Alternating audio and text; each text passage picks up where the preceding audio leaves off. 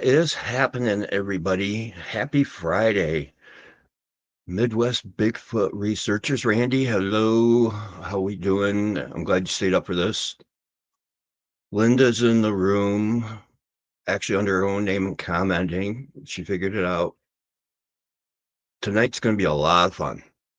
So, was under the weather, was going to maybe put the show off, but when I found out that our guest was going to be able to come on, it was like I can pull it together for this one because this is going to be one nobody wants to miss. Trust me. So hopefully everybody's having good but chilly Friday. Norma's on. Hi, Norma. Everybody, I saw Miss V was popped in and said hello.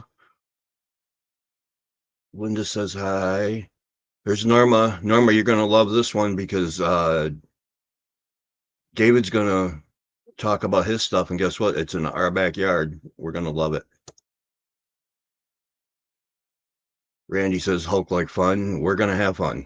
This is going to be a good time. This is going to be a mini series, probably with as much as David knows, because he's even in depth historically how this happens than I do. So this is going to be exciting for me and for everybody listening. Kind of let people slide in, but it's a miracle that David and I haven't bumped paths before because, we're literally same areas, and it's really cool to be hearing somebody else saying and finding some of the same stuff I am. So anybody who out there who's on the fence about how much I say and what I say, now you're going to have a little more uh, validation, and for him and for me. So anybody he's talked to can say, hey, look, this guy over here is doing the same stuff. So, and finding tracks and finding all this cool stuff. So my blog, Sunny11, how we doing? Thanks for the promotion, by the way, Sunny. I always appreciate it.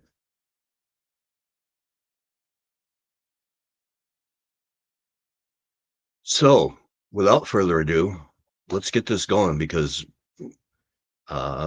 there's going to be a lot to be said. And anybody who's late, you need to go back and do the replay because, like I said, you don't want to miss a moment of this. So let's bring out David Skinquanto. What's going on, everybody? Good to be here, man. I'm excited. Yeah. Oh, me too. This is going to be. I've been looking forward to this. Like I said, I wasn't feeling great, but when I heard you when you offered to come on tonight, it's like, oh yeah, we're doing it. Yeah. It's Yeah. I been. wanted. I was kind of disappointed I wasn't able to make it last week because I was really excited and I woke up with a migraine and I was like, oh, I held out to the later afternoon, but yeah, here we are. Yeah, We made it that's. today. Oh man, those migraines can be such a. I can't curse, so a bear. Yeah. Yep. So why don't you introduce yourself and let's get this Well, party rolling because I'm interested to hear uh, the whole background, how you got started, and you sound like me where you, if a topic interests you, you'd be a deep dive the living crap out of it. yeah, I'm definitely. If I have any type of like OCD type behaviors, it'd be that, like just diving in and like go until the wheels fall off till and on many different topics, and squatching definitely being one of them for quite some time. But yeah, I'm David Wildfong and go by Skin Quando. That's my stage name. I also uh, DJ and make music. I rap and I make music and um, actually throw events and screen print my own merch and have a whole bunch of art stuff that's tied in with that. I've actually done that most of my life since I was a teenager. So, it's just something that's always been with me and still do it actively. And it's kind of like a part-time job for me. And I also run a painting business and do that. I've been in construction and like third generation contractor. So I've always been involved in that too. Just as a kid, that was like my first job is working with my dad on site. So that came to me naturally picking that up. And as like the research side though, I've just always been interested in researching stuff to the point of where, as you can see behind me, I'm like a book nerd too. I like to just find I guess I like going like thrift shopping and having books find me, and that's happened a lot where a book will find me that I'll read it, and it's just like something that I needed to read, and that's happened to me a lot in my life. And so I take that kind of seriously to make sure that I still incorporate that in my life. And a book found me one time, and it got me inspired me to write my own book about kind of ancient Michigan, and so that's something I'm kind of doing right now too, is um, writing writing. I guess right now I'm in the note process, but I'm pretty close to about starting to write out some chapters. I really don't know the title of it yet, but it's going to be about, ancient Michigan and all the different cultures that came through Michigan and like through the St. Lawrence Seaway. And a lot of people don't even know that, like, the Phoenicians were in the UP, a couple thousand years ago. And that's super fascinating to me. Like they came over here on the ship, and if you're like biblical or religious at all, like they talk about it. I want to say in Ezekiel, the Phoenicians, they were called a different name back then, Carnithogens or something like that. I might be wrong, but I think it's something like that. They weren't necessarily called the Phoenicians in all contexts, depends on who is writing it. But they talk about them building great ships out of cedar and being able to sail and stuff. So it all kind of ties together when you start looking into it all. And the fact that, you know, a lot of this stuff ties into my home state and the Great Lakes is why I was kind of inspired to start doing that. And I actually went and found, even in my research, I found a pyramidal mound in the UP, and I went and explored it a couple of summers ago, and I found it on Google Maps, like by doing a little bit of research. It's never really been talked about, so I don't really want to say too much about it till I publish some stuff, because I mean it's been talked about and published before, so there's nothing like super specific, but I just don't want it to become you know one of these spots that, because it's like not really you know how it is, like especially squatching or something, you might say something online and then people go to it. But anyways, um Yeah. that was actually one of the scariest things I've ever done. I want to say that, like going to that, because I didn't know. I'm just looking at the UP woods on Google Maps. I park my truck and I just wander into the woods, and I had to go a ways to get to it. Like I went down some through some thick woods in a swamp. Like that was one of the craziest things I've ever done in my life, for sure. But it was well worth it, and I definitely plan But to go back. and you mentioned on the podcast that I watched that, when they were talking about us getting together, then he's like, well, you better be ready to hike and be ready to, be on the verge of getting lost. I'm like, oh boy, we are going off trail, but Yeah, like I mean that's where it's at though, right? Like especially the squash stuff. I got to be honest, like I feel like I haven't even begun that. And when it comes to like the research, I'm like stoked to meet you, because like I do it and I look and I found all sorts of stuff, I heard some stuff, and like it's like once you know it's there and you can start, like I was watching, maybe there was a guy, I don't know if you're like too into the YouTube people, but there was a guy a couple years ago. He went by Nate something. He was from Utah, and he had some really good video footage. Like he would talk about how when you're, how we would track them. They would walk military style up the hills like this, and like there was a lot of information that he gave was really good, and I liked his videos because he just was more of a down to earth person, and maybe that's why I like Kumbo and stuff like that, because they're like down to earth people, not just like, I guess, more fanatical talking about it. Like I like the down to earth type vibration. And this guy, one day he said, if you want to go find it, why don't you just go to your spot and just start looking? And I was like, yeah, and like I will. I'm gonna start looking. And literally that summer I found all sorts of stuff like tree breaks um and I feel like it's crazy that I just started looking then too, because I think, and I know this is, we'll circle back to this, but I like that, then, I already came into it with a bunch of knowledge. Like I already had listened to 10,000 hours of mad podcasts. I've listened to probably every Sasquatch Chronicles and, all sorts of, probably every Kumbo podcast and, all sorts of different people, and like I like to hear everybody's stories, especially. And I'll tell you, there's a couple. If I don't know if you listen to it, there's a lot of them from this area too that I came across. Hearing people from Benzie and different areas on all those different podcasts. So that's cool when you come across that. Then it's like, yeah, I know where that's at, like yep. where he's talking about. Yeah, No, I love that, especially when I don't know about you, but the other day I was at Menards over here at Chum's Corners, and Yep. nobody else you know where this is, but you will. And I pulled up behind an F-150 and it had a little sticker on it. It said, "I Mm-hmm. believe." Mm-hmm. Huh. So he got out of the truck and I ran up to him like some kind of, starstruck nerd. But I said, "So, can I ask you something?" And he's kind of looking at me. I said, "Is that true? You believe?" And he looked at me. He goes, "Well, do you?"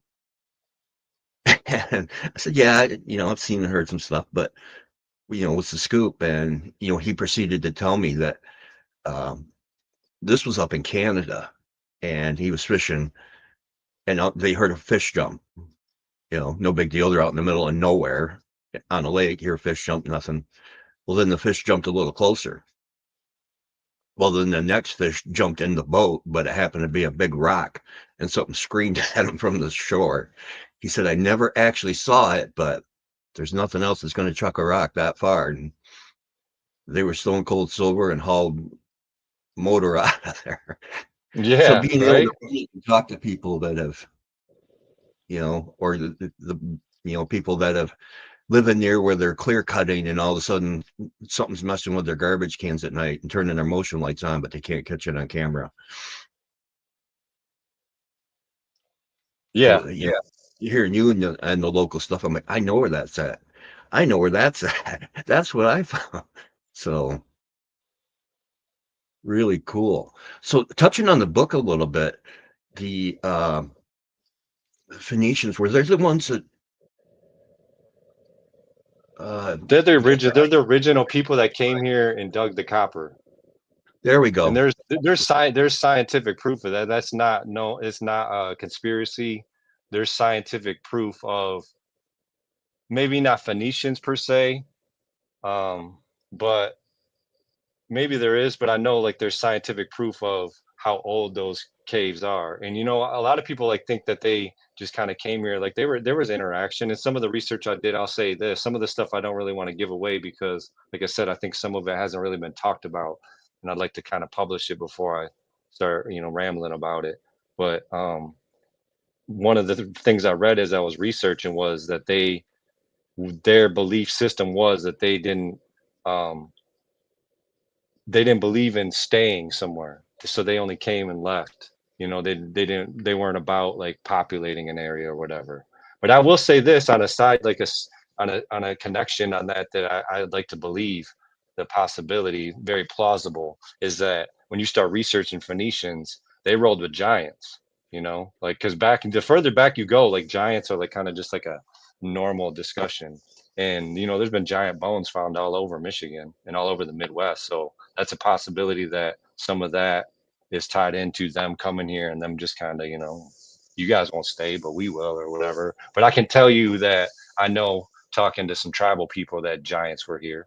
So that's and I mean giant axes and stuff have been found in these mounds around Michigan. And so even saying about the mound in the UP, like there's mounds everywhere. Like the mounds go up and down the the Mississippi River, and then you can get to the Mississippi from Lake Superior. So if you're coming in from the ocean on through the St. Lawrence Seaway, you get into the Great Lakes, you can connect to Mississippi. Boom, you're down at the bottom of the country in a few days, or I don't however long that takes. And that was before dams were built. So once the dams were built, those rivers got skinnier. Back then, you could go a little bit further. And even our people, they would get in canoes and go down there too. There's definitely some connection way south that's been happening for a long time, way before Columbus. So Yeah, I mean, I was watching, I've seen a couple shows on it now where they talk about the fact that in the Egyptian tombs, in the sarcophagus, they're finding copper and they're dating it and proving that it came from Copper Harbor. yeah, and I'll tell you, there's more. There's a sunken. Actually, no, I'll say this. I forgot about this. There is a sunken Phoenician ship off the coast of Turkey, and it has a gold or copper ingot. Well, I think that's what it's called. They melt it right there on site, and they just kind of turn it into Oh, yep. something that's more portable. And it's like one of those is in the ship, and it's traced back to here. But there's been like a bunch of rings, like in multiple different cultures over there. They found it. So yeah, I mean and like there's a strong belief that it fueled the Bronze Age because bronze is a big chunk of its copper, and there's literally millions of tons missing from the UP. They know that. So that's a very plausible. But I know there. What I don't remember what the group is that they call them, but there's um uh a copper people or something. I can't remember the word, but I like they think it's like a different group of people by the way that they talk about it. But I'd like to believe it's like, some of the Anishinaabe people that were making their own, like, because there's like, I don't know, are you familiar with any of those pieces that are found all over the UP and like No, Wisconsin and just stuff? They find like copper arrowheads and, spear points and stuff, and like axe handles. There's been all sorts of copper pieces locally found too. oh So no, I didn't know that. The ones I heard there, were just what we're blowing up on about, opening a sarcophagus and there's copper from Michigan. yeah. That's 2,000 years old. It's like, And I'll tell you, like in my research, I'm finding in these. So a chunk of my research is based off of ship logs. There's like a couple people that one of these books I'm reading is a book from the 1500s, and it's just a bunch of ship logs from different people. And I'm actually in the middle about reading this. It's actually missing the cover, but this is a um, what is this called? Like America Discoveries of America to the year 1525. So this ooh, is like from the year 1525 back, tells that this is a bunch of ship logs too and different stories of. And so I had to go through this, and there's a French sailor that named the St. Lawrence Seaway what it was, like on one of his journeys in the early 1500s, and he talks about going into that. And like there's a bunch of people talking about pulling up and they're trading copper with, locals. And there's like, I feel like in Columbus's notes, I'll give this away because I kind of want some of this to like go out too. I feel like, and I'm not even sure if this is like a tie-in because I'm not sure where this happened. I'm still need to tie that in. But in one of Columbus's notes, he got up to a spot, and I want to say it was Southern America somewhere around like wherever that Mississippi comes out. I can't remember what is that right there, Louisiana or oh yeah, whatever is right there. Yeah, and he said that the local tribe was wanting to trade copper, so there's a possibility that that copper came from Michigan down the Mississippi. And that's like, as he's pulling up, first time seeing that land from his perspective as a human, like thinking this is new land and stuff. And I will yeah. say this too, like just to add this, as this is also part of some of the research, but I think some of this stuff is talked about, maybe not in the way that I'm going to write about it. They used to call this land Atlantis. Like, so any Atlantis talk, I'm not sure if you're familiar with that, but they would say like that's actually that book the other book I'm reading, and those ship logs, they talk about come into this land, because you remember back in those days they would sail and like try to find like spices and gold and stuff and then bring it Mhm. back. That was like the trade. The spice trade was big. So if you had like an in on some spices, you wouldn't necessarily tell everybody. You would just kind of go there. So if you had an in on some copper, you ain't gonna go tell everybody. You're gonna just go get it and come back with it. And I think that was happening beyond the Phoenicians too after that. Like I think there was like more trade route happening that's not necessarily talked about, because a lot of us, even myself, like until I was like early 30s, I thought, the Columbus story had a little bit of truth to it, but come to find out that whole thing is kind of fabricated. Like the whole story is like kind of made up. Like there's like a whole different other story behind all of that. Like people were sailing the seas for thousands of years, and a lot of people didn't know how to sail. That was the problem. There was only certain people, like the Knights Templars knew how to sail, the Vikings knew how to sail. That's why they would come over here. That's why there's traces of both those people over in North America pre-Columbus, because they knew how to sail. Can you imagine getting in a boat, just pointing a direction and hoping for the best? You're following the stars and stuff, like. It's like, And I'll man, tell can you, you like, believe that?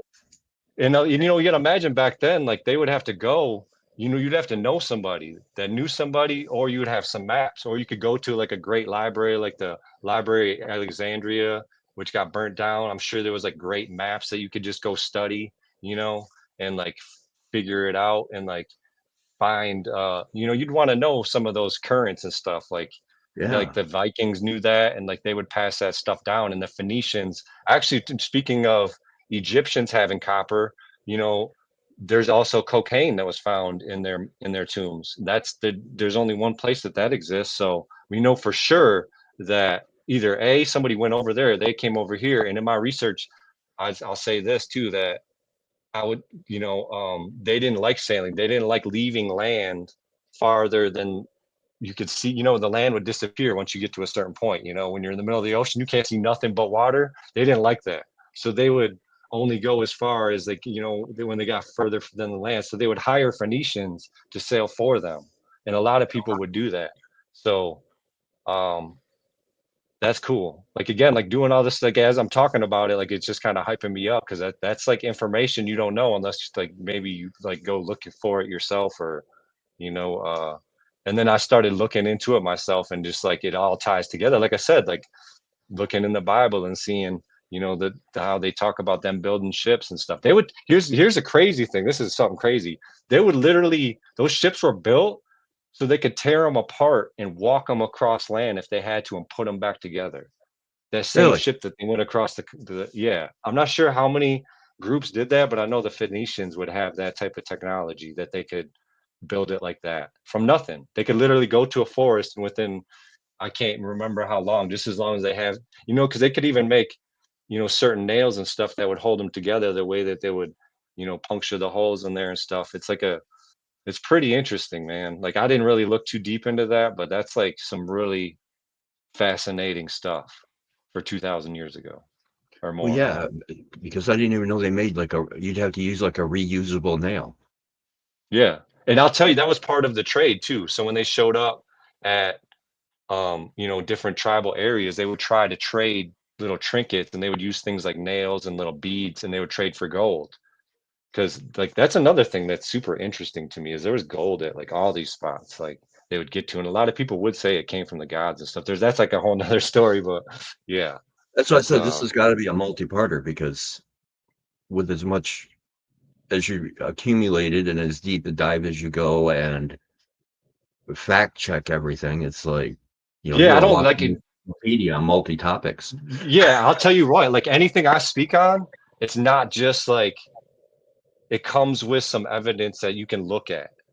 Like all this stuff I'm talking about, you can trace it back to a source of like a cave or some copper trinkets that tie into these things. And you could be like, well, yeah, this other stuff is, you can make it up, or maybe the story's told differently, which, yeah, it probably could be, than maybe even the way that I'm saying it. Maybe it's a little different, but I can tell you factually that that stuff I'm saying happened. Like there's no, and that's like, to me, that's fascinating. A lot of people don't even know that, right? Like probably a lot of people that are listening to this right now don't necessarily know all that information, or the fact that this is something I learned too. I'll say this, that the Anishinaabe, you know, uh, they were smelting copper too. Whether they, I still Really? need to learn this myself, but like I said, there's a whole thing about, and again, this is like, I can only speak for what like I'm going to speak for like this area and like the people that I know and the people I grew up with, and it kind of all ties together within all this history. So that's what's beautiful about it. It's like it all connects. That's what I was saying. Like that's what's beautiful about it coming to me. Like I got inspired to write a book, and then as I'm, taking notes for it, I get a lineage done on myself, because I was, my friend's mom did it, and he's actually a tribal member, and she traced me back and was able to trace my lineage back to like, I think five. I want to say five. I would like to say six, at least five though. Different French fur traders that came up and down the St. Lawrence Seaway and married into different tribes along the way, and I have documents of that going back that far. And it's like, to me, that's like super fascinating, because that's the exact route of this research that I'm doing, of all these ships coming in here, and it kind of all ties the story together. And um and it's crazy because the St. Lawrence Seaway was named, and actually I was reading about that the other day. It was named by a French ship that came here like in the 1512 or something like that, and saw that, you know, uh, river, and named it that because it was like Saints Day or something like that. So they named it St. Lawrence Seaway, and it's been that way since. So it's just fascinating that, to me, it's like I think we were saying that before we started, like it kind of just found me. It's like I'm doing this research, but it's like somehow I am this research too. You know what I mean? In a way, like my DNA is that. So all these chapters and stuff that I write about, like not even just the native part, like Scottish part, and that could tie into like the Knights Templars who came here as early as 1300s. And I think that's even goes further back than that. And there's like a lot of research that shows evidence of that too. And the um, Vikings, which a lot of people think that just recently um, became like a known fact that the Vikings were here. But I'll tell you that for hundreds of years, it's been a fact because I have a book behind me that I found that is from like the early 1900s, and it's like a book on like American history going, and the very first chapter is about the year 1000 when the Vikings came here. So like somebody was publishing it back then about it. So and there's been again like evidence of that. There's actually in Charlevoix there was an axe and something else found on the shoreline recently, like within the last 10 or 15 years or something like that. Yeah, I think the Knights Templar didn't. I mean, But I didn't. I've heard of them, but I don't think I really. And this sounds really bad, and I'm such a dork, but I don't think I really understood what they did until watching that show, Curse of Oak Island. yeah, and I'll tell you even that. I'll tell you like don't get it twisted because some of these people take it and run it a different way. Like there's a couple people that um uh like this dude William Mann, he's like a good dude to look into that. Like I've looked into that stuff like a lot. There's like a couple people that like they're actually Templar societies that still go on to this day. And a lot of these people are still tied into it. And they have stories. The cool thing about that type of stuff, and I know there's like Scott Wolter, he talks about it a lot. He's been to Michigan and there's like a carving of a ship up in the UP where they think it's either Viking or that. Um, but they've been here, multiple times, and that's super cool to me. Like, you know what I mean? Like just knowing that, because like yeah, a lot growing up, we thought maybe they were just like warriors or whatever for the Vatican, but really they were only with the Vatican because other reason they actually rolled with all religions, and like you could be any religion to go into them. Like they were, that's why they were able to come over here and like live with like the tribes so easily because their philosophies really lined up the same with them, and that they were trying to also get away from England before like other people were coming here and like running from the kingdom ship and Vatican and stuff. Because I don't know, like about the Friday the 13th term actually came from that's the Friday the 13th in the year like 13 something. The Pope put out a hit on all of them, on any living Templar, and that's part of the reason why they started coming over here too. And that a lot of people believe that from that day forward they actually came over here and kind of settled in a little bit further. And again, this is all pre-Columbus too, so Yeah. and there's actually notes in Scott Walter's. I haven't even gone as far as researching that. I need to add some of that to my book, but he has notes of them in the UP, and there's actually writing back to Scotland about their whatever, come see us, whatever, we've been here, 3 winters or whatever, like just come find us, like we're, and it's where is explaining it is the UP, and that's like super fascinating, to me, and Well, like yeah. I that's like mean, our backyard. that's rewriting history entirely, and here it is, just what 100 miles up north of us. Yeah, but to close out my DNA though, like I have Scottish, which would have been that. I'm not saying that's what it is, but to me, it's like fascinating that it is the same thing in Norwegian, and we know that's like those are the Norsemen, and I have that too. And the French is the French fur traders, so in the native, which would obviously be the tribe. So it's kind of cool that all my DNA kind of ties in with all these things we're talking about right now. That's like to close that part out. Yeah, you're Um, representing everybody. Yeah, and that's like pretty. So when you ask me about my book, it's kind of cool that like it's like I'm a physical representation of that study. You could say Maybe you maybe can my put. 6'7" height, maybe I'm like a giant too, to tie into that with the Phoenicians. Yeah, well, Yeah, I heard that height and I about fell over. I thought, no wonder you never see me. I'm below your cloud line. yeah.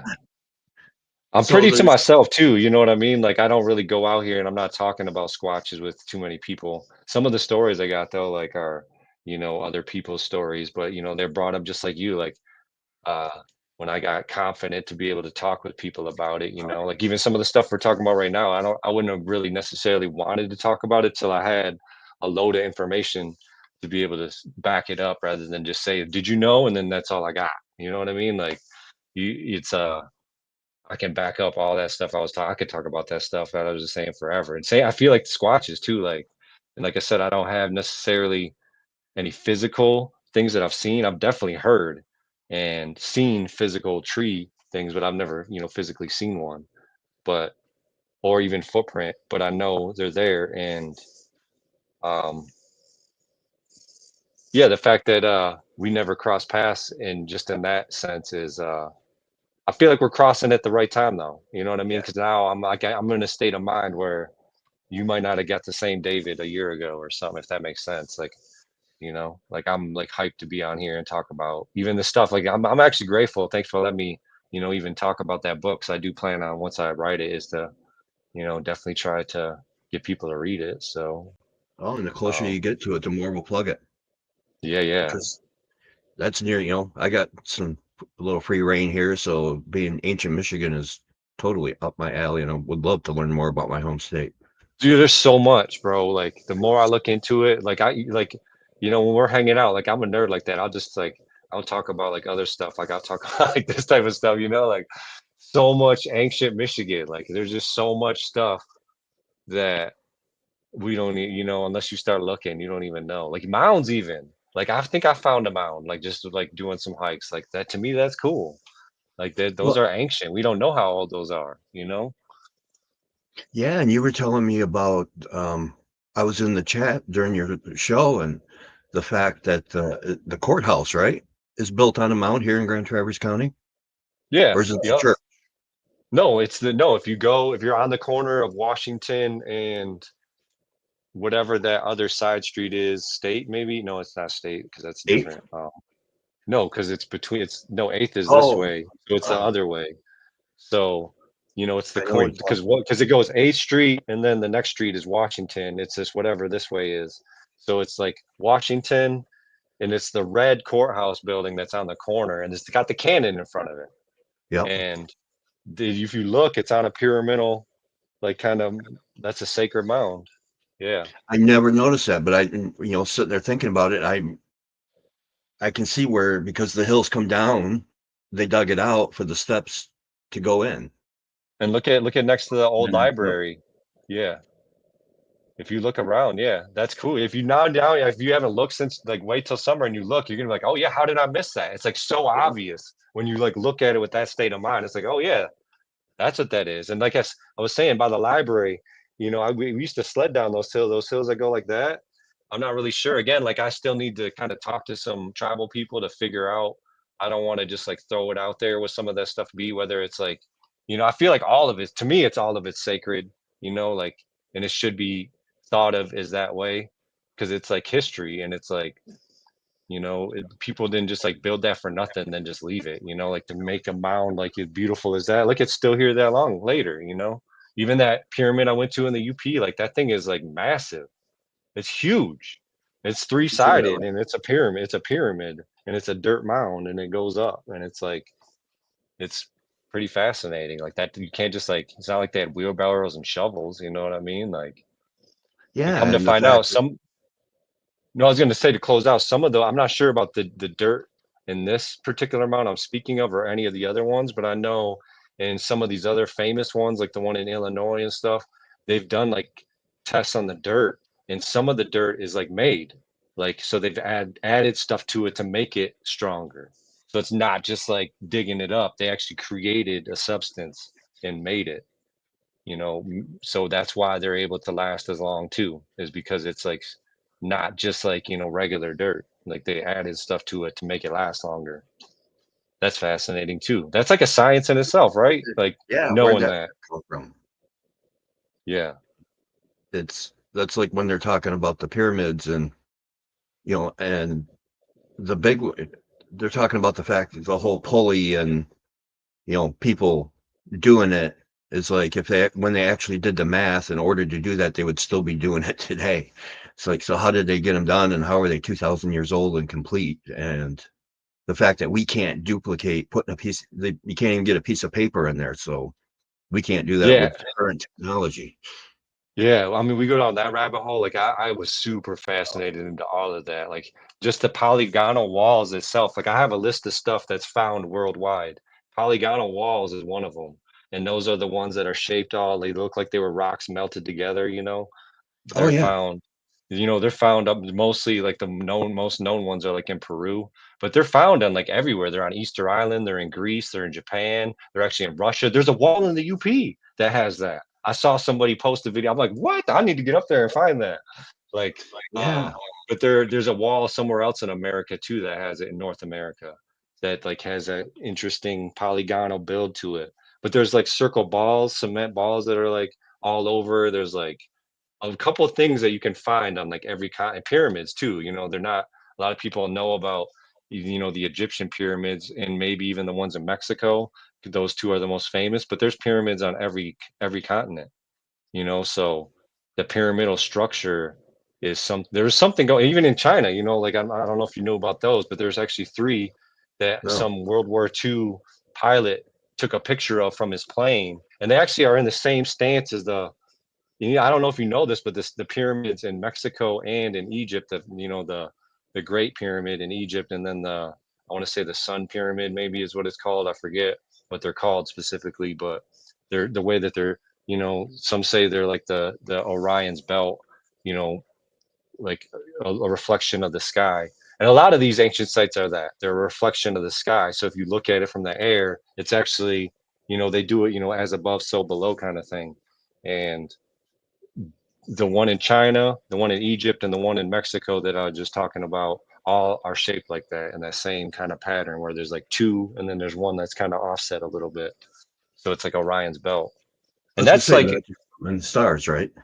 yeah, you're gonna say that's coincidental? Like, come on. Like to me, I'm like, that's not coincidental. There's something there.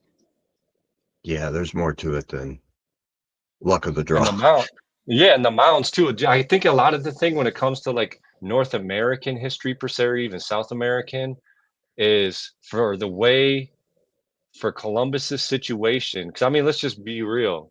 It was a big scam. Some really rich royalty type people were like, go claim that land and Christianize it. If they're not Christian, then you can take it from them in the name of God. That's pretty much what it was. I forget the word and the tone that said, and maybe religious people believe that that's like a thing. But I mean, to me, it's like, that's like stealing and like, you're not even acknowledging the people there and they're just showing up and like speaking English to them and they can't even understand English and they would like take people and there's like again like these ship logs I'm reading, it's like really depressing, like how they handled the humans. They would just slaughter them sometimes, take their gold and come back and claim the land, like come back next year with a ship full of people. And that's how all of this was kind of created.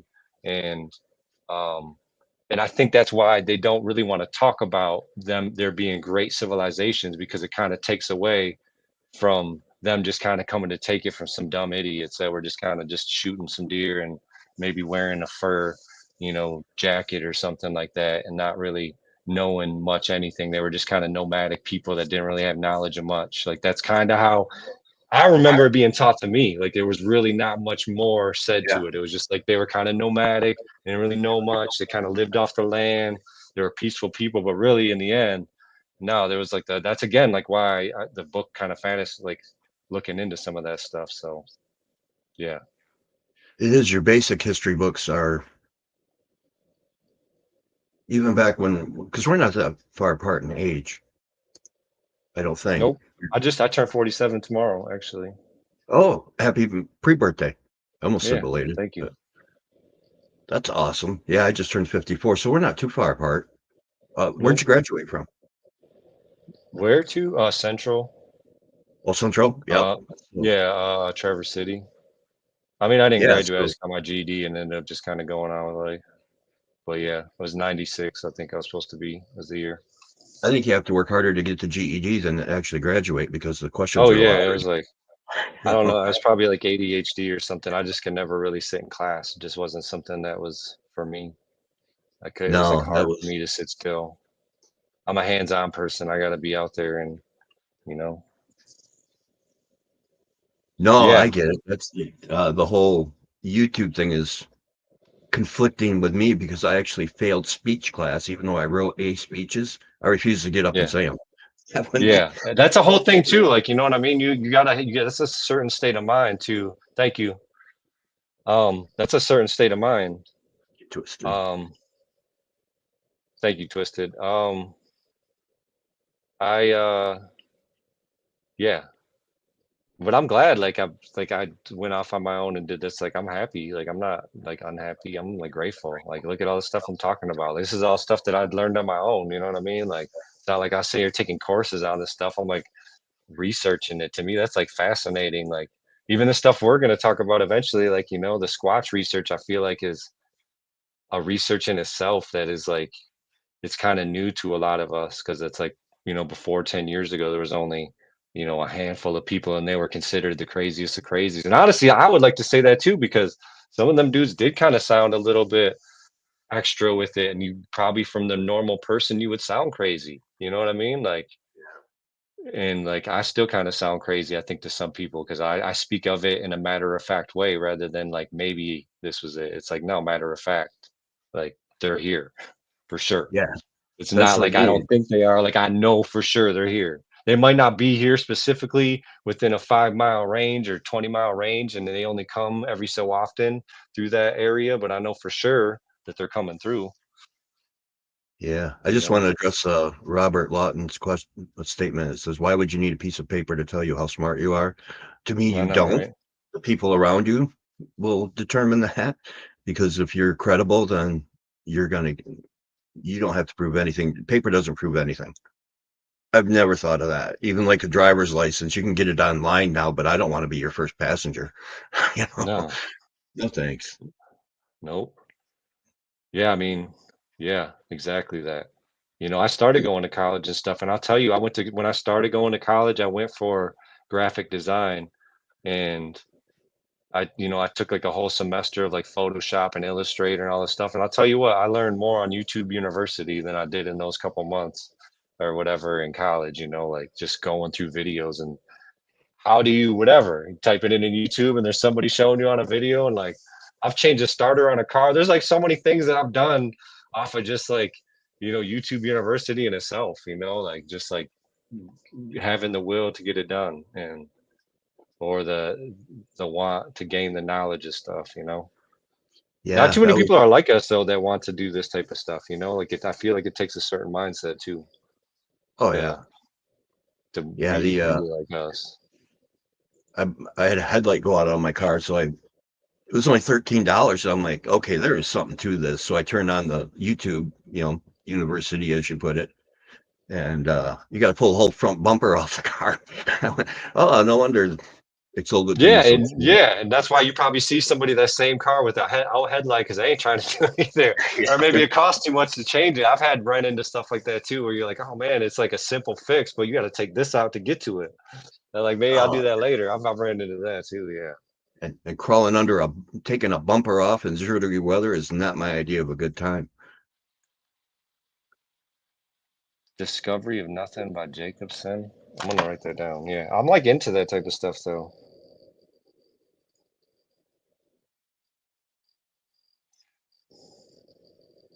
Discovery of Jacobson. I know. I'm sorry. I got to write this down because if I No, don't, no that's worries. well. That's one thing I No, learned is like notes are like where it's at, and yeah, if I don't write that stuff down, like it's gonna be gone. that's how I got through high school. Most of the, my friends would sit there and read it Wait, and what they'd be is it? fine. Discovery of Nothing by Jacobson. If I didn't take notes word for word, I was going to fail that test. And I'm There's still that one. way. There's one up here that kind of.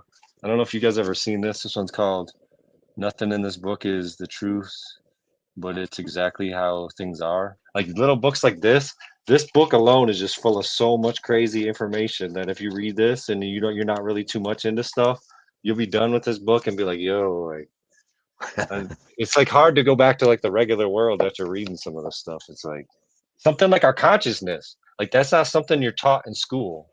There's not a grade where they're like, you have the most powerful computer on earth, and your consciousness you can plug into the universe if you really wanted to. And I know that's kind of getting into some other talk, but I like truly believe that. Like you can, there's like, there's like astral projection and like all sorts of different things we can do with our mind, telepathy, and like all this stuff is like scientifically proved these days. So it's not like it's just a rambling. It's like, but that type of stuff is like fascinating to me too, like the power of us. It's like we're Yeah. unlimited. We can literally spend this life and soak up like a sponge till we're done. But Oh yeah. man, I think my memory bank's almost full because I forget the stupidest stuff lately. Walk into a room and it's like, why did I come in here? Too much memory in the bank, so I got to figure out how to delete some of this and get a factory reset. And that's where I'm horrible. And let's dig into this a little bit now. So, what was we talked about? It sounds like we both got started looking around the same time, about 2019, 2020, Yeah. right in there.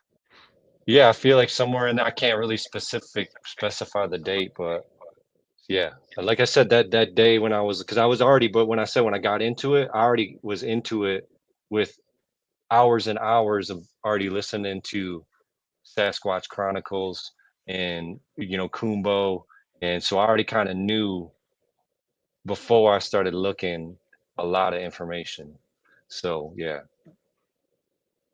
Yeah, so that like Monster Quest and all the books you can get in the library.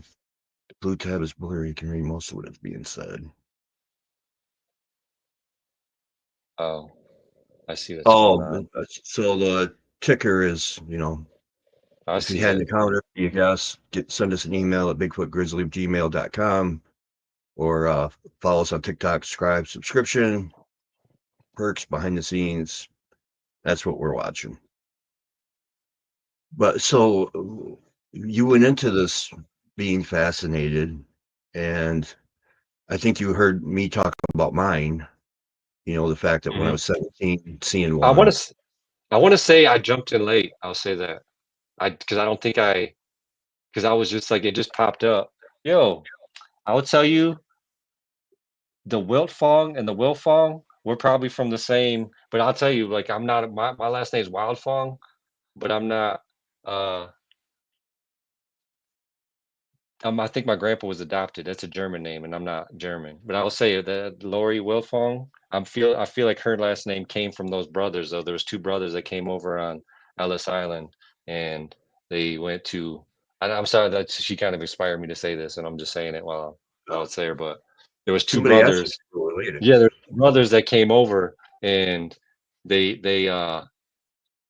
were, in a line at Ellis Island in New York, and their name was Weltfong, and they were German, and one brother was named Wildfong, that was the name they gave him, on the list when they came over, and the other brother was named Wiltfong, and I'm pretty sure Wilfong also came derived from the Wiltfong.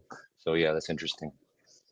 I told you I'm like a research nerd. Like if I like get into it, like I get into it. Actually, somebody reached out to me with that last name and told me that because I was like trying to look up Wildfong. Like when I was a kid, I thought it was native, like just because I knew we were native, but I just didn't know what, and it just to me it just sounded like it. So I was like, oh, maybe that's what it is. But anyways, I saw her and it was inspired me to Yeah, say when I that. first saw your name, I was thinking native too, but then when you said it was German, I'm like, what? Yeah. So like I said, that's going to be talked. Like the story's going to be told in my book too. Like how I learned that it's not necessarily my lineage per se, but it's interesting.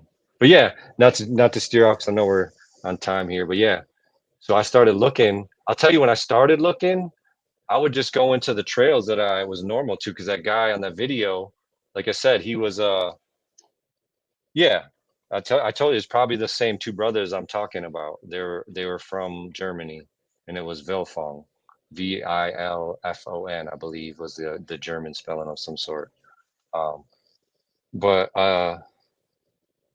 when I watched this video, like I said, this guy from YouTube, Nate something. I can't remember what his YouTube channel was, but he had all sorts of crazy. He had some really good footage, honestly. Like there's some really good footage he had and some knowledge and different information. He was talking about how to find them and stuff. And he's like, where to start? You just go down your regular trails you go to and start looking for them, and you'll see they're everywhere or whatever. And he started, and I like literally that summer I started seeing. I saw a couple X's, like the one you sent me. I saw one a little bit smaller than that. Like just it was just like that one. I talked about it last week or whatever week that was, a couple weeks ago on the other show.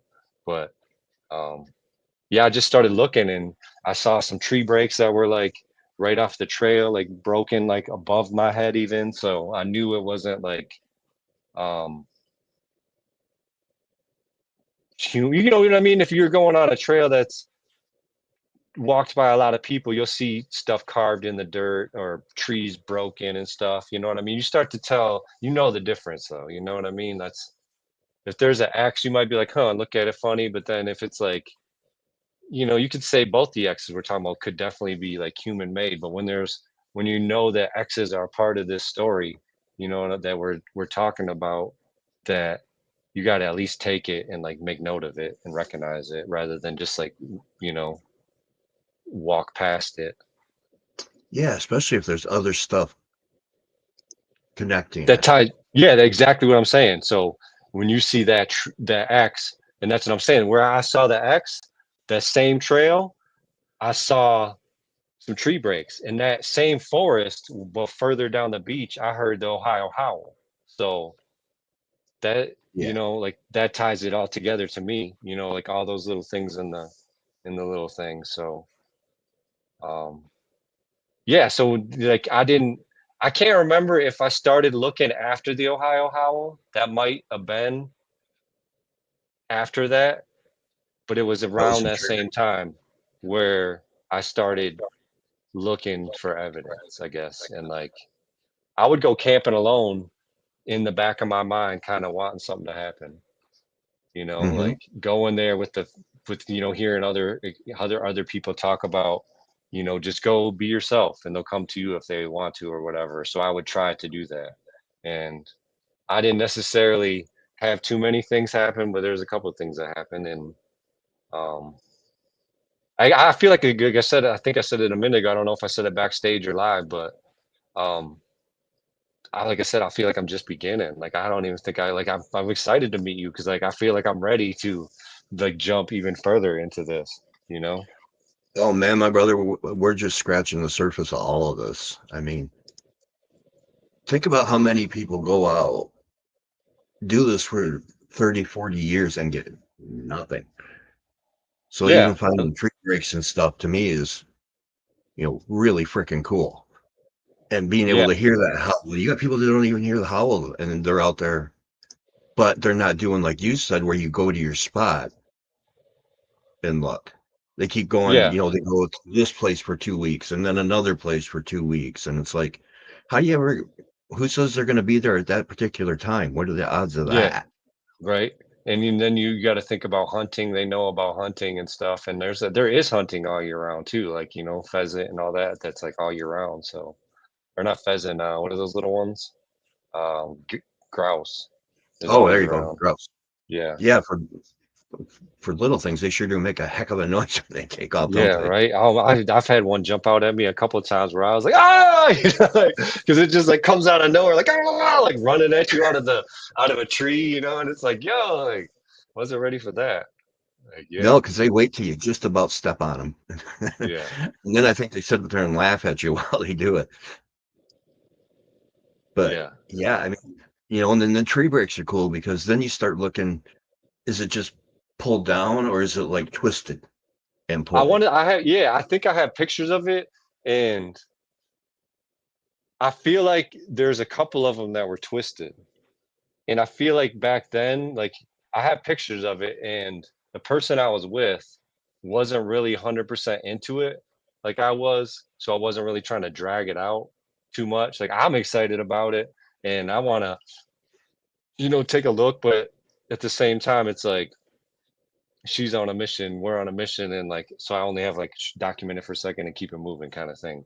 So any of those type of scenarios, when I was with somebody else, a lot of it was just like I have pictures of it, and I'll have to go like I don't even have these organized in a folder. I need to one of these days I'm gonna go through my stuff and just like spend like a weekend and just organize my photos because I have a hard drive full of exterior hard drive full of it. Like it's not even on the cloud. Like I just put all my stuff on a hard drive, so I have access to it whenever. Yeah, that's unfortunately that's like me. If I lose my phone and all the information in it, all that's gone. I don't have Yeah. anything organized. I don't have notes and On the same trail I was speaking about where the tree breaks were in the X, when I first started looking, I lost a cell phone on that trail. Actually, I went and peed off trail and got stepped on a bee's nest. So I got like, I had to run.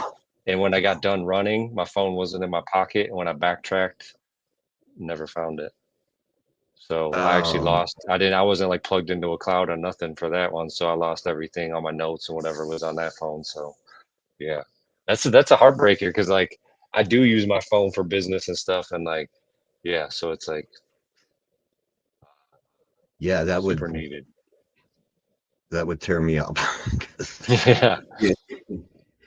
Not only is there going on 5 years of Bigfoot pictures on there, but all the cute little memes and everything else.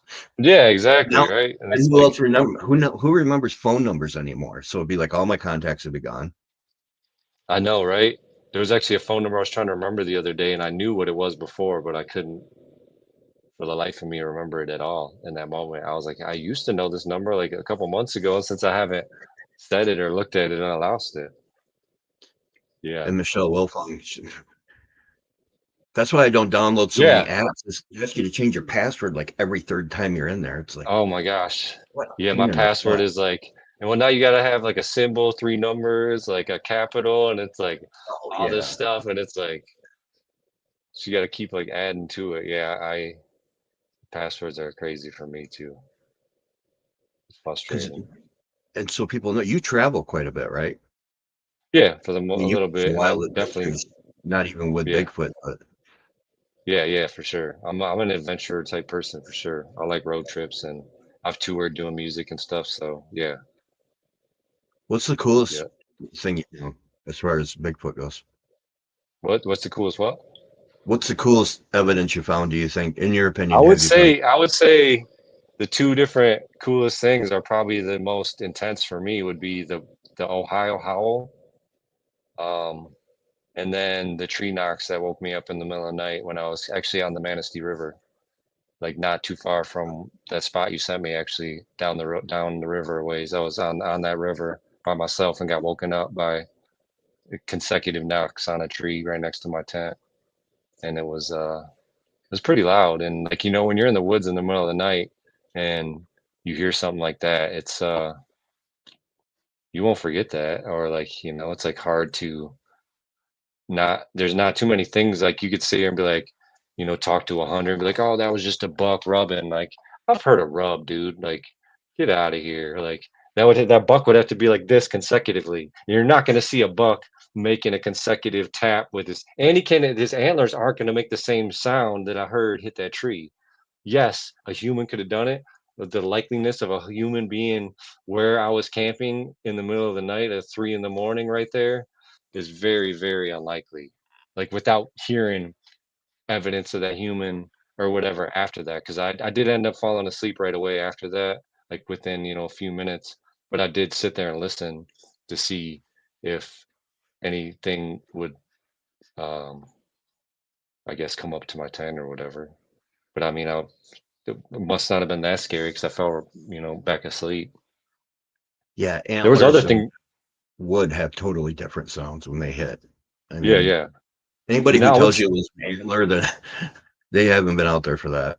and it wasn't a three knock. A lot of time you hear talk, any of the other stories I've heard was like, two or three knocks. This was like a consecutive, like eight steady, mathematically apart knocks. So it was like doom, doom, doom, doom, doom, and it was loud.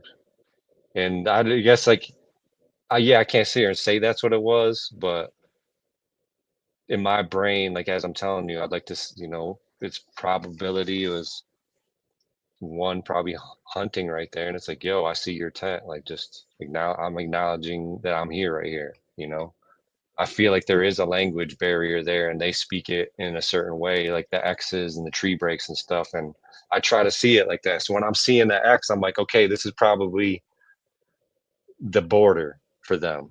Like, don't go past this. Or the tree breaks are like, hey, there's a human trail right here. Or this is our path that we're walking, or whatever for the kid, their kid that's running around or whatever. You know, there's probably, who knows, probably multiple uses of it depending on where the break is. Like, we don't know, you know.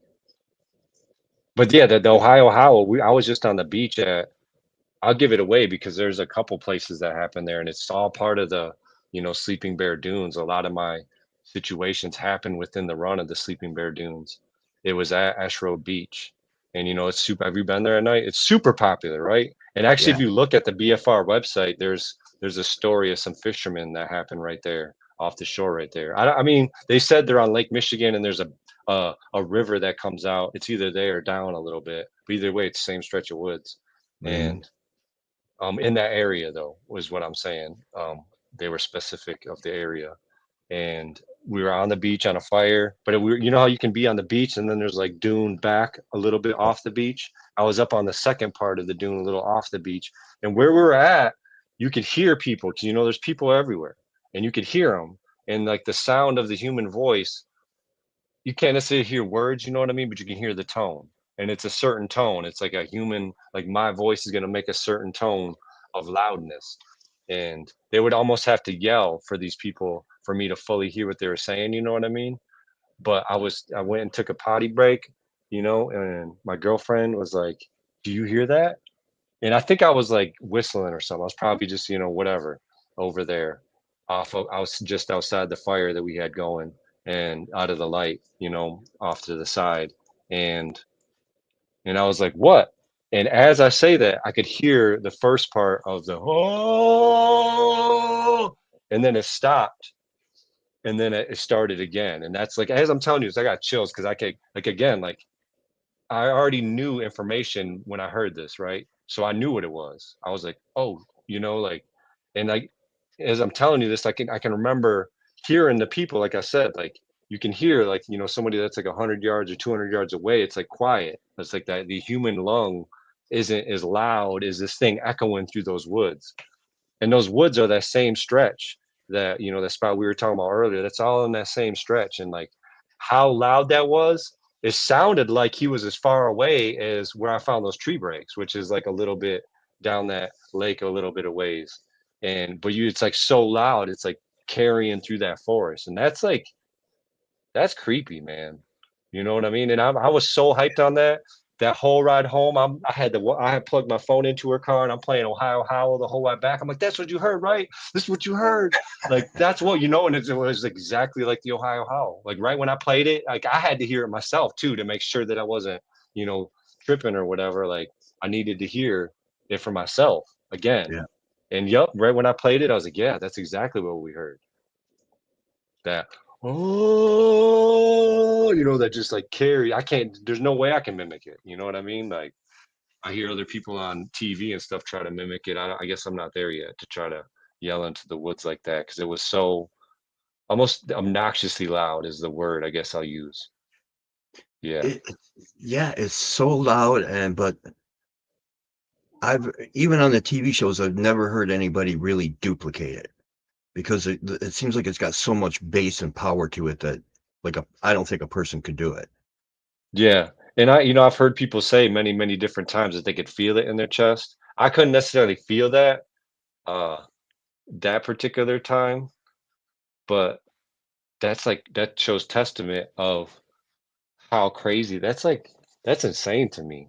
Because being a musician and like hearing loud speakers and stuff like that, like that's some power, man, to get like that loud to echo through. Like I said, like hearing the human voices behind me. Say if I would have went into the woods and yelled into the woods like that, it's not gonna carry like that.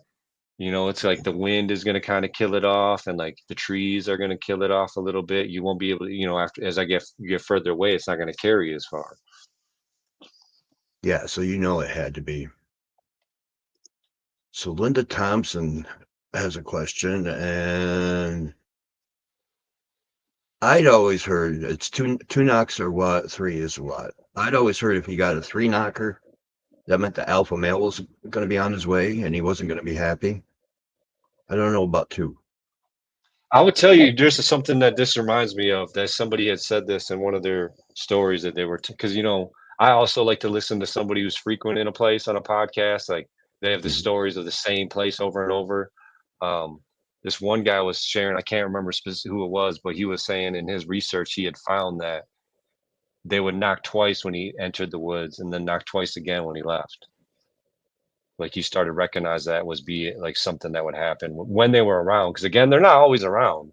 You Yeah. might. I mean, maybe I some of these areas that people study, they seem like Kumbo, like like he's always on their property or whatever. Like maybe they live.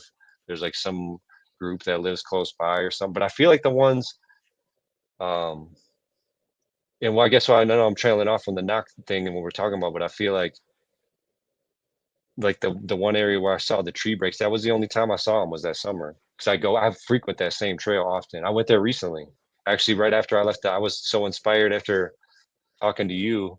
I think I went out like or seeing your I can't remember. It was we talked already, but I was like wanting to go. I'm like, I want to go look now. So I went to a spot and this time of year you got to kind of follow either snowshoes or just follow what is the flat skiing, cross country Oh, cross skiing. country.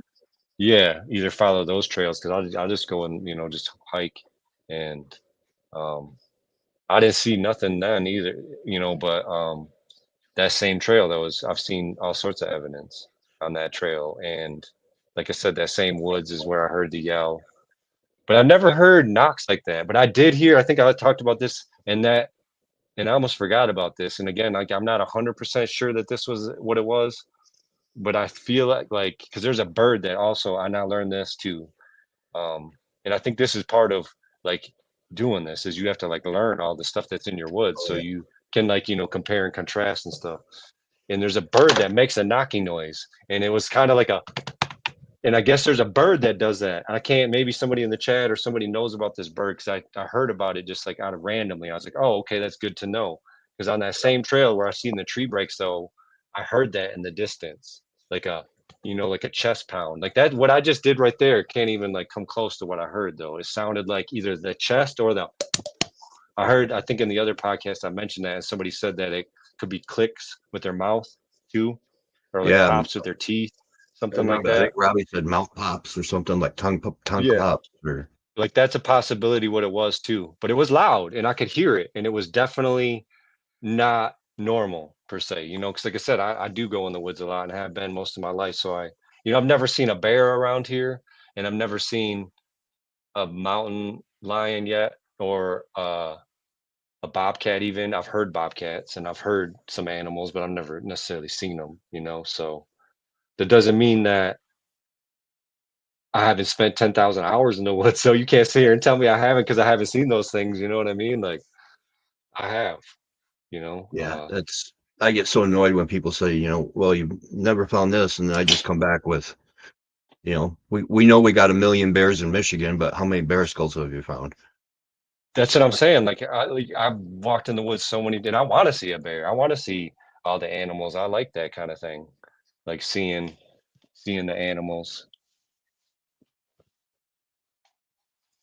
Yeah, you definitely got to know. And I'm still, like I said, only scratching the surface because the animal sounds, especially at night, it's a whole nother, better than I do. That same animal sound during the day might not bother you, but two foxes going at it at night. Oh, that's the scariest So, thing you've ever heard if you don't know what it is. oh, Even a fox by yeah, itself, yeah. like that scream that it does, like, the first time I heard that in the middle of the night, I was like, "What the heck was that?" Like, it's, like, scary, and owls too, owls make some really creepy noise, like, demonic kinda sounds too. Like, yeah.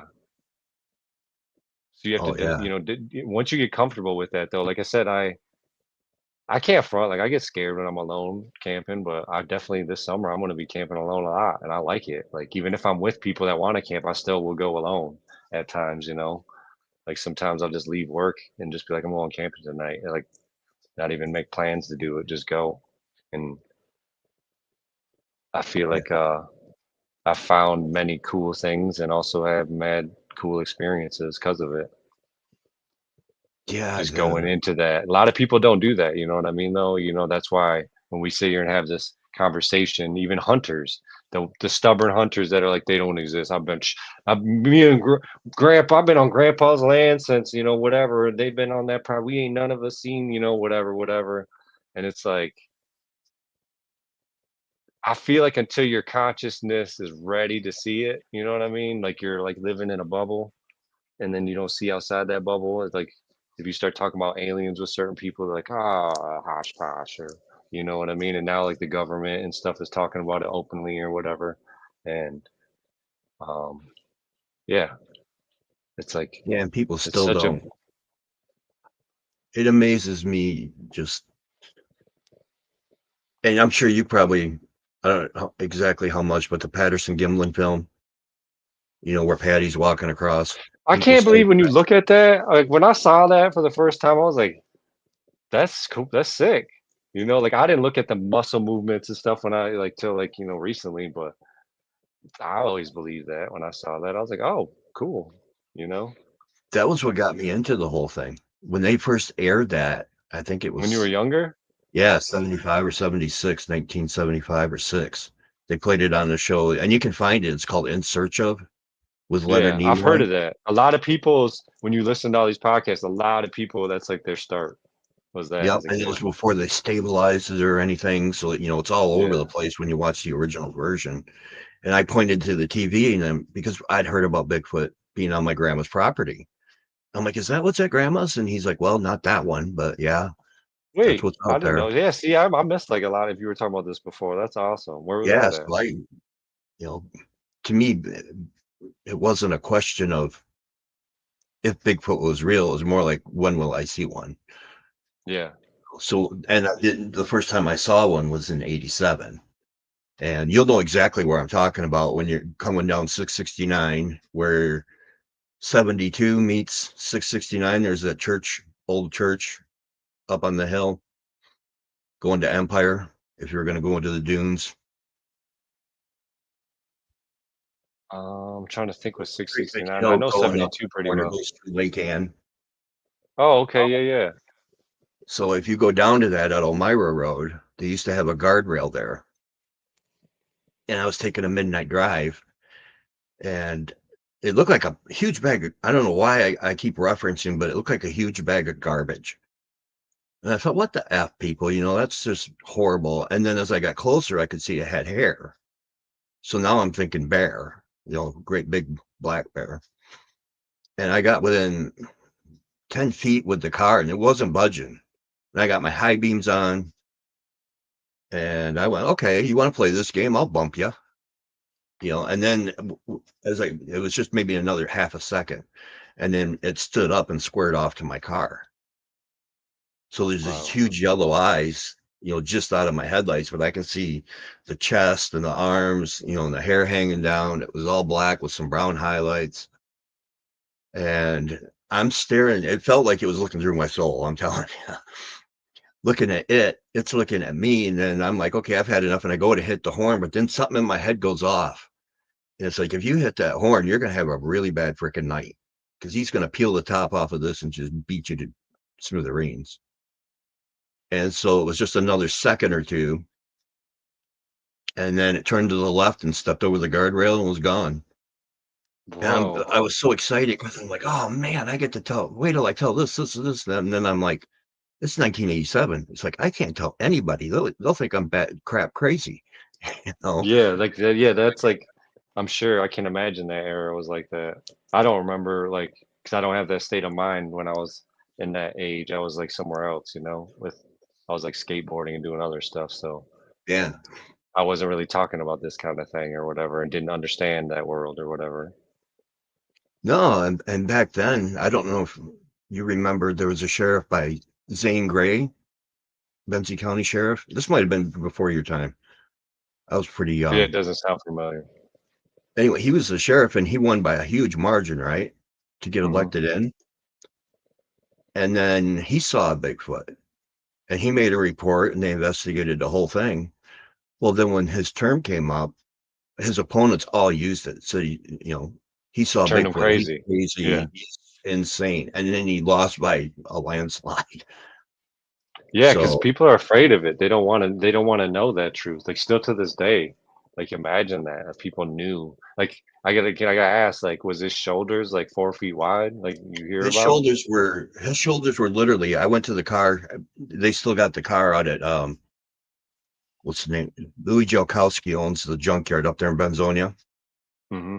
And I sat in that car. It was a 79 El Camino. The shoulders were literally fender to fender. So you could fit two of me in that car. Because So that his picture shoulders you were sent twice me, as long as mine. yeah, I mean that's like that's I see you're talking about camping alone, and then as like for saying this, if I saw something like that, like outside the fire light or Oh, something, standing, like I would probably like I'd probably just text everybody, "I love you." I don't know if my heart's gonna like last any like any more minutes.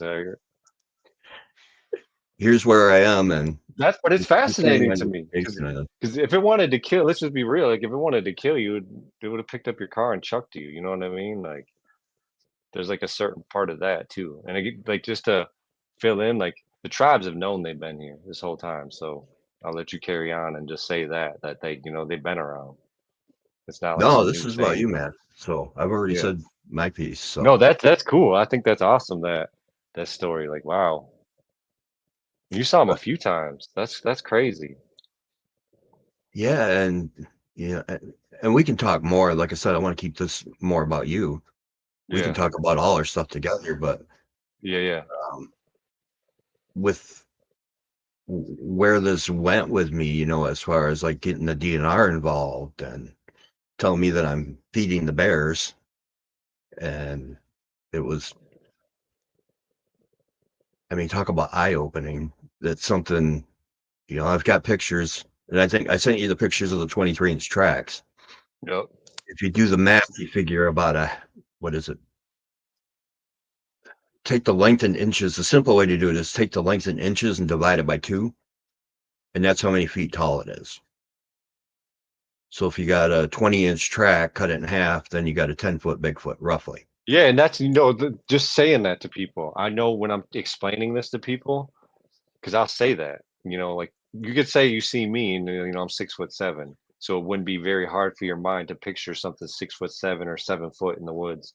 When we're talking like even 8 foot to 9 foot, like that's bro 10 foot and like 11 and 12 foot, because you start hearing those stories like the further north you go and stuff like that's like I can't imagine that. Like that's like my brain does not boggle. I can't. I'm boggled thinking of it. Like trying to picture being in the woods on these trails that I know for pretty well that I can just walk. Like a lot of the trails I walk, like I walk back on them in the dark, and I don't like using a flashlight till I like really have to. So I'll try to just like walk it, and it kind of gets scary. Well, the second the sun goes down and the woods start to get dark first, it's still light out, but when you're in the woods, it's darker first, Yeah. and I can I can I've scared myself out of those woods a couple of times, just like like Yeah. just like letting the thought monsters get to me. Like, but then again, I wonder if that's that natural fear that they say they put out. You know what I mean? Like these people talk about that. It's all of a sudden they just get this like fear that goes over them. I've had that happen a few times, so maybe that is it. But I just like as you're explaining, like I'm just like trying to visualize seeing that in like these type of moments. Like I'd much rather it being during the day. Oh yeah. I'll say that. I mean, because Yeah. I've dealt with that, as dumb as this sounds, that was the moment in time where, despite how many weights I lift and everything else, I never considered myself a big guy because I saw that and it's like, that was big. I Yeah. mean, And like that, I that think, was, yeah. that was 8 foot, that was 600 plus pounds. I am just a little freaking cog in the wheel at this point.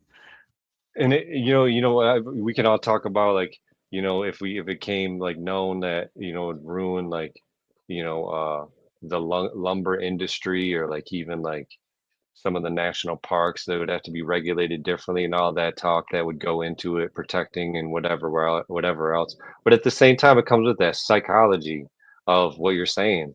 Like all of a sudden, like these like the freaking children are like 6 foot tall. The teenagers or whatever.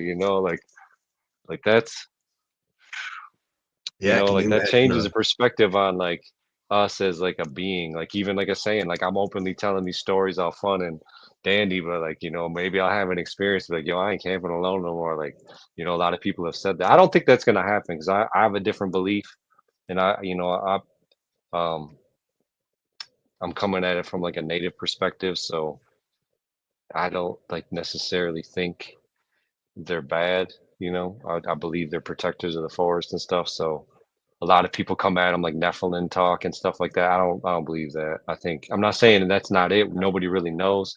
But I think there's like multiple different kinds of like giant type creatures on this earth that again, like I was talking about giants earlier, you know what I mean? That's a different kind of giant, you know, and that's scary too. Think seeing like a human without the hair like that tall would be kind of creepy too.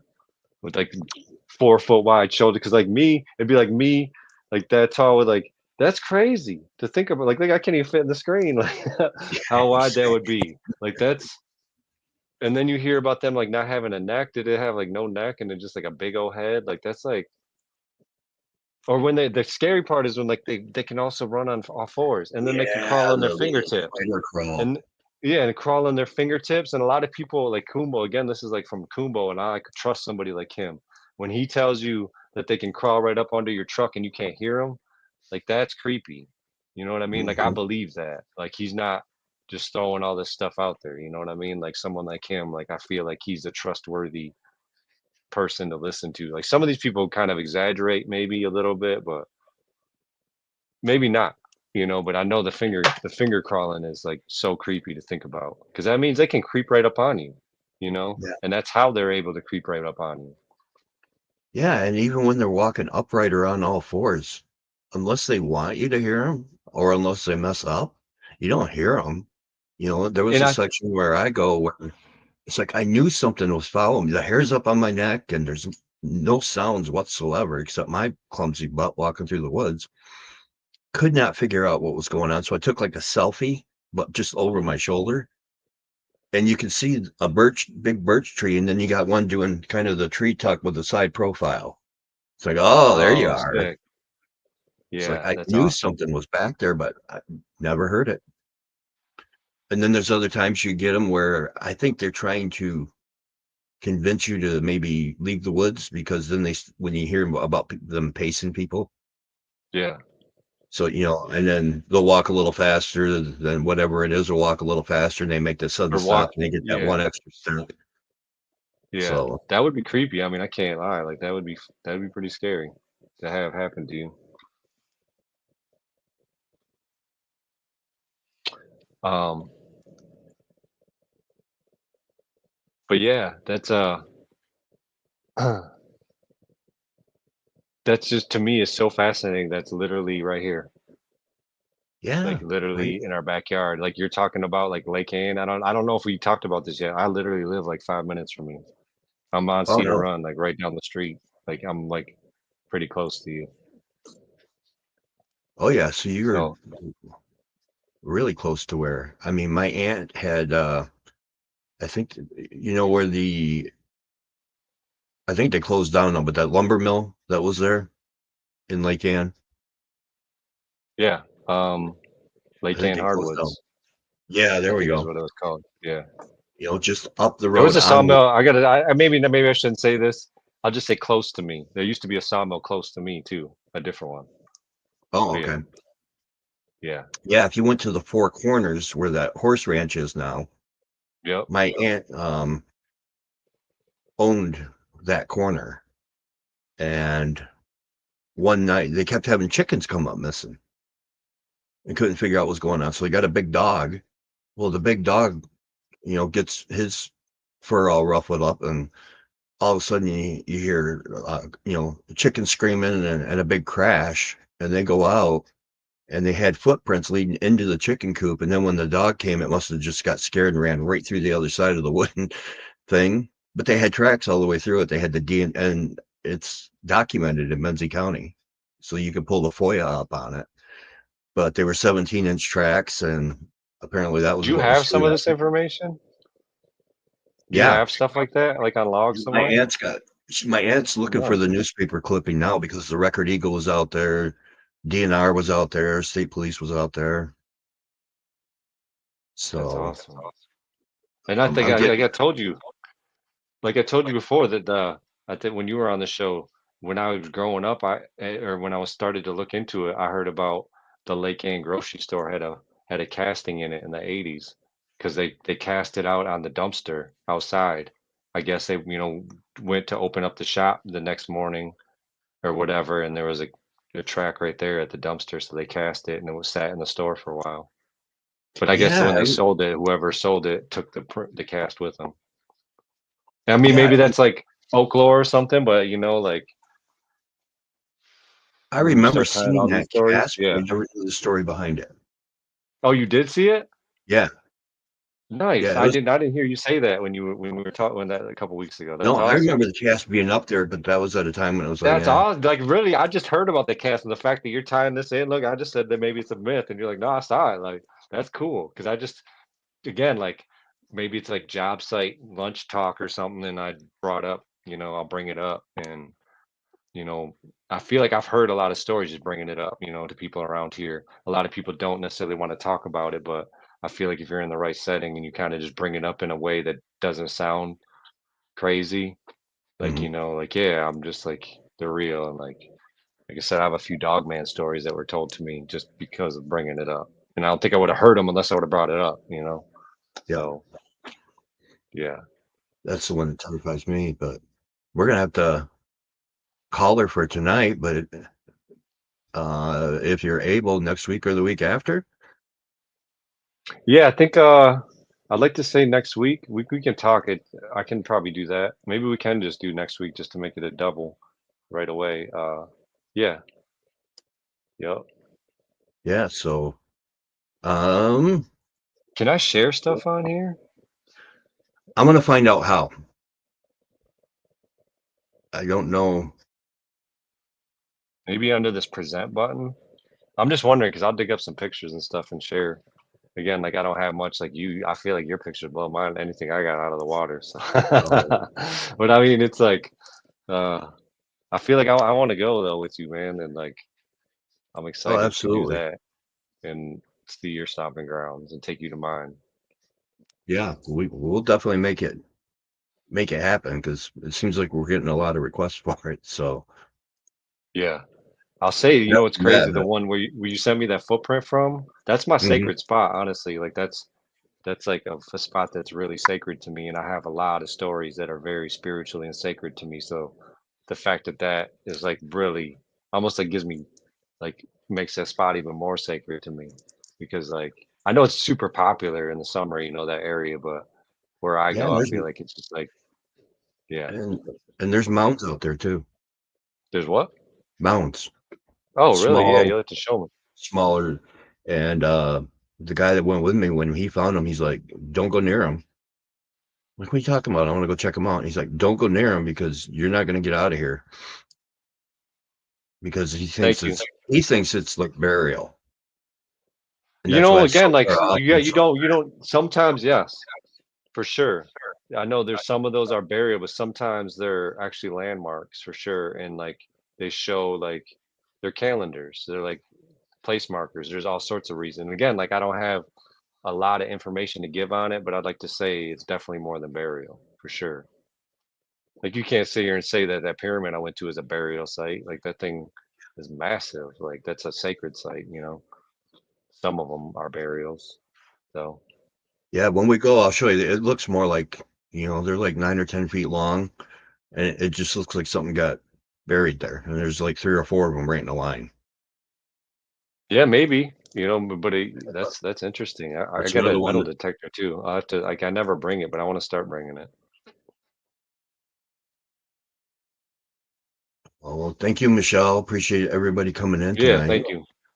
Thanks for the follow too. Yeah, everybody you want to follow my channel is Skin Kwando. Actually, Skin Kwando on all the internet, so you can find me anywhere. But Yeah, I don't have much of my adventures uploaded, but I have a bunch I'm gonna upload in the next 6 months. I have a bunch of videos I'm gonna put together of like some adventures I went on and stuff. I like a kayak and do all sorts of stuff, but Yeah. Yeah, you had that. We'll tell this and then wrap it up if you're willing to tell it about the story about you having to go up the. Well, you went above the cloud line, if I remember right, in the mountains, Oh and then it man, got a that was little like, light coming down.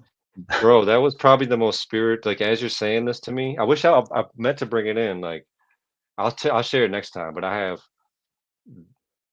Well, I'll tell this story and I'll tell the next one, and we'll just have to remember to talk about it. The kind of moment I had over why I say that spot's so spiritual to me.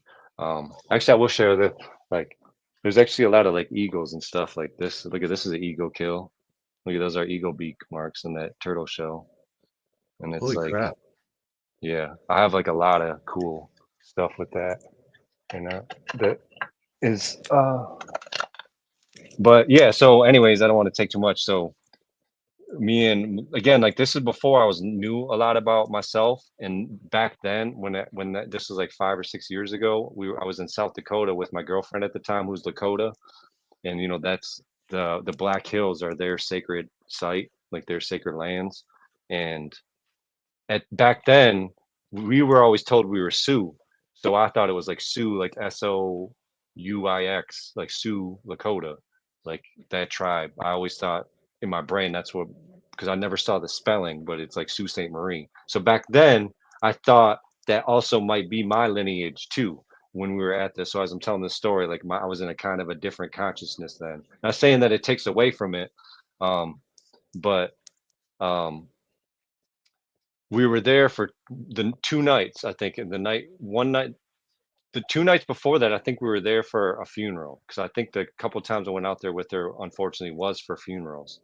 and those 2 were also very sacred, honestly, like, watching how Lakota, like, bury and, like, their funeral services was some of the most, like, impressive, like it's, like, 4 days long, it's, like, super very, like, I mean, if you don't get goosebumps and all sorts of feelings during some of those ceremonies, like, there's something wrong with you, and, um so we go stay in the Badlands one night, and then we go to the Black Hills the next night. I want to say that's how it went. But the Black Hills night, it was a storm, and it was coming through, and we got there about 5 o'clock. I want to say some of these times are probably off. I'm just kind of going off a you know rough memory, but it was getting later in the day, and there was a storm coming, and we were only there one night. And this again, there's a spot called Black Elk Peak, and it's also called Harney Peak. The sacred, native would call it Black Elk, as in Black Elk, the famous native who was there for a lot of the last, battles with Custard and stuff. Um, but Harney Peak would be like, say, the English name or whatever you would say, but it's the same peak. And we were going up there. She wanted to go visit it because she's like new, like catching up with her. She's also like rekindling with her, lineage. So while I'm with her there, she's also meeting her family and like getting to know like some of this situation for herself for the first time too. So we go up there, and um uh we know that we're going to go through the storm. So, and I have video of this again, like some of what I'm telling you right now, I have all on video. I'm going to make it and put it on my YouTube here soon. Piece it all together. Cause a lot of time I have the GoPro and my phone with me. And so I'll be like constantly recording everything. And so we sit through this storm going up, like, I don't know how many thousands of feet, but it's like, you can't just get up there in like 20 minutes. It takes a couple hours to walk up to the top. And we go through a storm.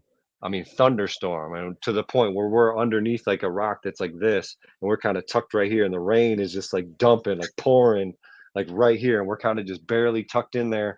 Thunder's like clapping right in our face, and it's like storming like crazy. And then all of a sudden, it all goes away, and we're like almost to the peak, and now all of a sudden we're like on top of the earth. I'm actually trying to find these pictures too, Hey, so I that can, picture you had was beautiful. That was on there. if I can, oh,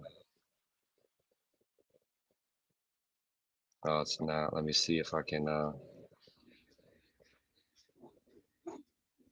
I know, I wish I could find, do I have it under saved? I know, I'm like, you kind of asked me, and I don't have them like right here ready to go, but I feel like if I can get to, um Oh, on the map. That's where I gotta go, maybe. Sorry. But yeah, so go through the storm when we get to the top. As I'm on it, and we get to the top, and you can literally see like we're above the clouds, and you can see for miles and miles. And it's like the most crazy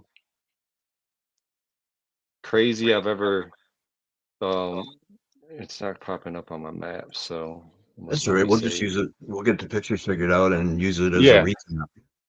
yeah, I'll But bring them back next time. I have pictures and video of this, and maybe that'll inspire me to upload them onto my YouTube. Because, like I said, I have videos of all that I'm explaining. Like, literally, imagine like being surrounded by all this like storm, and then we get to the top, and we're above the clouds, and actually the sun's setting too. And let me just tell you, like, it's like 3, 4 hour walk down, and like we're not even thinking that it's gonna be dark walking the whole way back.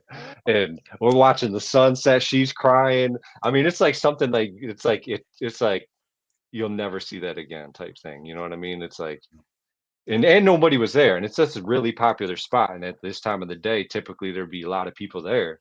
But just because we weathered the storm and got up there, we were up there alone. And um we soak that in and find uh collect some rocks. Actually, this right here, this piece of quartz is from on the top up there. There's quartz everywhere. That mountain is like a giant quartz. So if you know anything about quartz, this is like a power generator. So you can imagine that electrified and stuff. Like that mountain is just like a giant conductor, and that's like fascinating in itself. So like the whole Rockies are kind of like that too, even. Um, Yeah, so I'm a rambler too, so if sometimes my brain will all right. catch on stuff, so I'll Look, start picking up. Yeah, you so talk. we're walking back down, and I got a backpack on, and it's full of rocks like that. Like I'm literally my backpack's like 300 pounds. It's full of like these giant rocks, and because they're everywhere. Actually, I got a huge one that's like this big sitting over there, and it's like a giant piece of quartz. Um, but that I got from there that day. Um, but as we're walking back down, she rolls her ankle, Yeah. and we don't even have a flashlight really. Like we're not even prepared for this type of situation to happen. So we have to walk back down and she can barely hobble. So I'm literally having to help her. We don't have a flashlight. And it's like again, like there's nothing really scary that happens. Like it wasn't scary to walk down. It was creepy for sure because it's like a new, set of woods or where we're at. Um, ooh, it's probably under duplicates. Um, Here we go. Yeah, you can barely Yeah. see it, but look at that. That's like those are clouds that I'm looking at. That's so crazy. And the colors are, Yeah, like I like said, here's another. Like that's like you can see how far this is like up. You're looking like across the earth, right? You look like you're on top of the world. And um she rolls her ankle. It takes us like I don't even know what time we get back down. It's like late at night. And I know this night because it was we've had a lot of eclipses over the last 10 years. Like I feel like we're in a great time to be alive, but that's a whole nother story. And these times were talked about a long time too. Like these sky marks are like marking a time of new age and stuff. But it was the night of the umbrella eclipse. I think that's what they called it. And that's like, and I remember there was a full moon rising up as we're coming down after this, like, seeing that. And it's like an eclipse too.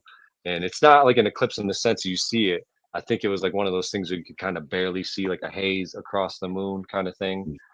But it was still a full moon nonetheless rising. It was like one of the most beautiful things I've seen, as we're walking down. And as we get towards the bottom, she's like, "Do you see that?" And I'm like, "What?" And I look up in the sky, and there's like eight to in my brain, it's like 8 or 12, but we'll just say 8. And there was like perfectly circled dots, and it wasn't Starlink satellites. I've seen those around here. I'm sure you've seen them. You can like see yeah. them in the sky all the time. They're different, way different look. Like these are way bigger dots than those look. They were like perfect white circles, and they were in a perfect line, and they were dots. Like imagine 8 of them in a row right here. And then one would go out almost like, you know how like a light, how if it would like if it was a light strip, like and there was like one would go out every so often, it would kind of follow like this. It was kind of doing that. And it did it maybe 3 or 4 times. And then on the fourth time, as it went, it disappeared and no other light would appear. So it kind of shrunk into one and then it disappeared. And I'll tell you what, I've seen a couple UFOs. I even got video of one of the whatever they're calling them, but it was like, you know, the glowing orb things. Um Oh, was it the the Phoenix drones. Lights? They're calling them the drones around here, but I've seen one of those actually before it got all popular. I saw one out here. I went outside and literally could see one out here. Um, and again, I don't have video of mine, but that same day, my buddy filmed one that he was seeing. We were on the phone together, and he's like, "Yo, I got to go. I see one." Because he sees them. He's seen the cigar ones too. But I don't want to take away from my story. So again, like I have all sorts of crazy stories for that too. But that particular night, we both saw that, and that was pretty intense because that was like, a star is like, like we'll say like this big, like the biggest star. Those things are probably like this big. So I mean, it was like a pretty big, perfectly white circle up there that was this long strip that was like pretty, it wasn't necessarily close. It was like far away. But again, like these people that have lived on that land forever, they're star people. They've been around.